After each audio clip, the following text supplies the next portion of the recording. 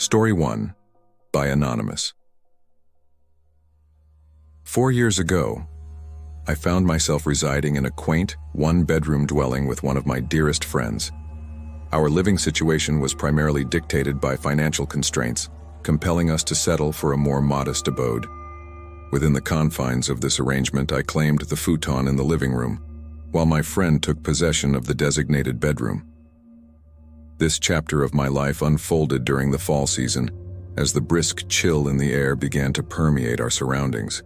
At that time, my friend embarked on a brief visit to his sister, who resided a few hours away. This excursion left me alone in our humble abode for the entire weekend. Despite the camaraderie I cherished with my friend, there was a refreshing novelty in experiencing the temporary solitude, unburdened by the spatial constraints of our diminutive dwelling. On a particular Sunday night, having returned home around 7 p.m. after a routine grocery run, I found myself inclined to extend my wakefulness beyond the usual hour. Despite the impending workday, the unusual circumstances prompted me to indulge in a late-night movie.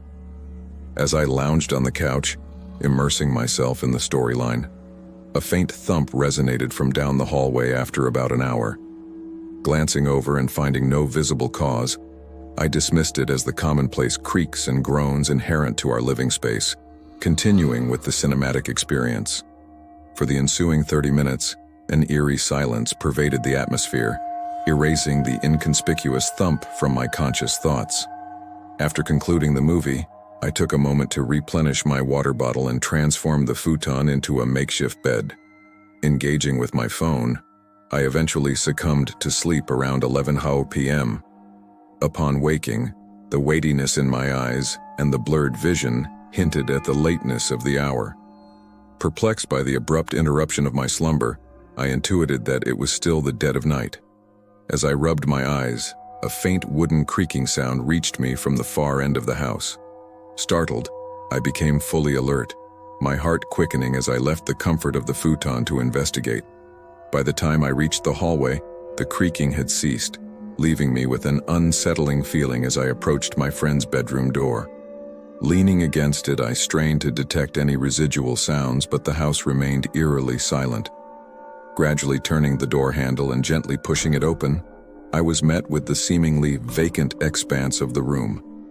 However, the disarray within, with items scattered haphazardly across the floor and bed, left me bewildered.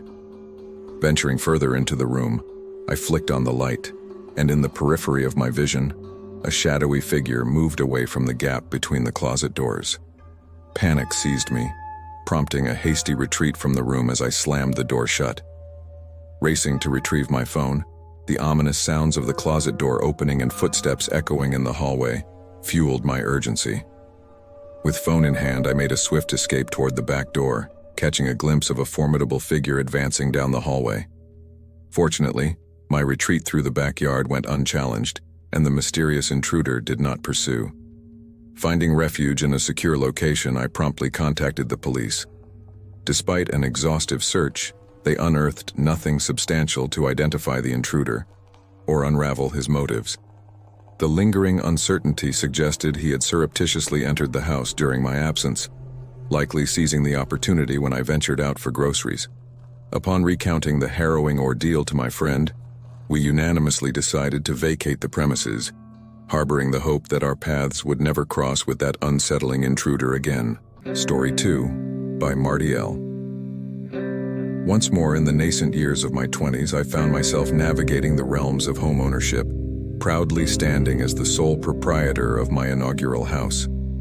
Opting for the tranquil embrace of solitary living, I embarked on a deliberate departure from the bustling urban setting that characterized my previous abode. The impetus for change led me to invest in a charming house nestled amidst the serene landscapes of the countryside. This residence, a snug ranch-style abode, featured only a basement and a first floor. The master bedroom afforded me a picturesque view of a modest backyard, seamlessly merging into an expansive stretch of woods. Embraced by a community of few neighbors who, like myself, cherished solitude, the initial years in this idyllic haven unfolded in blissful uneventfulness. The regularity of my routine granted me the luxury of savoring the natural surroundings, often venturing into the woods behind my dwelling for leisurely hunting pursuits.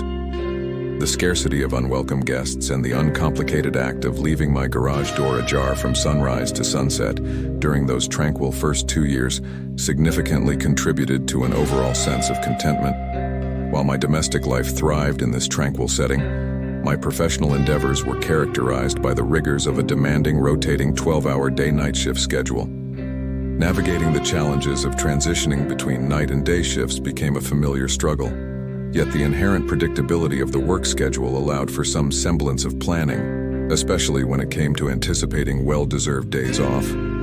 However, the equilibrium of this peaceful existence was disrupted one December night after completing a taxing 3-day stint of night shifts.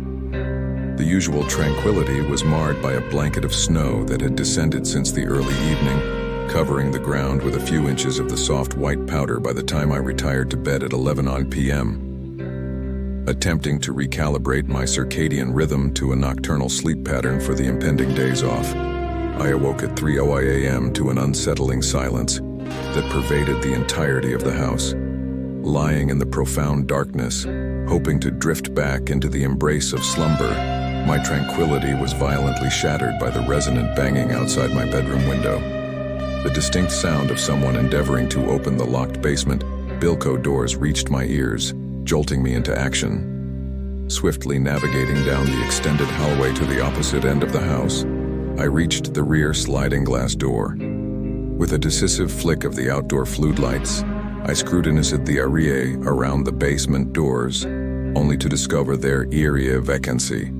Upon closer inspection, fresh footprints in the snow emerged from a narrow path in the woods, guiding a direct route to the basement doors.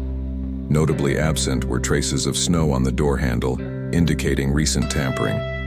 A secondary set of footprints, betraying a hasty retreat, further affirmed the unwelcome intrusion.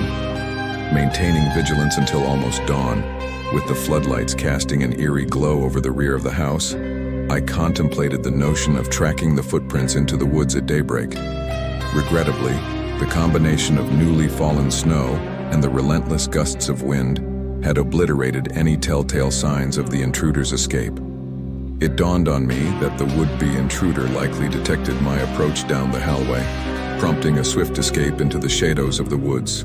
Opting against involving law enforcement, given the absence of damage or stolen belongings, I established a habit of diligently securing all doors and refrained from leaving the garage exposed for extended periods unless actively engaged. 8 years later, as I parted ways with the house without any recurrence of such unsettling incidents, I found myself reflecting on that singular night. It remained a poignant reminder of the fragility of the peaceful sanctuary I had meticulously cultivated in the heart of the countryside. Story 3, by KJ. When I was 16, my family lived in a typical suburban home, and my parents, being avid travelers for both work and leisure, would frequently embark on trips throughout the year. Whenever these excursions occurred during the school year, I would stay behind to watch over the house, a responsibility I gladly took on for periods ranging from a couple of days to an entire week. I didn't mind. In fact, I sometimes enjoyed the solitude. During one particular week, my parents were away for 6 days, and each night I found myself venturing out to grab some food. On the second night alone, I got engrossed in playing video games on the computer for nearly 4 hours straight.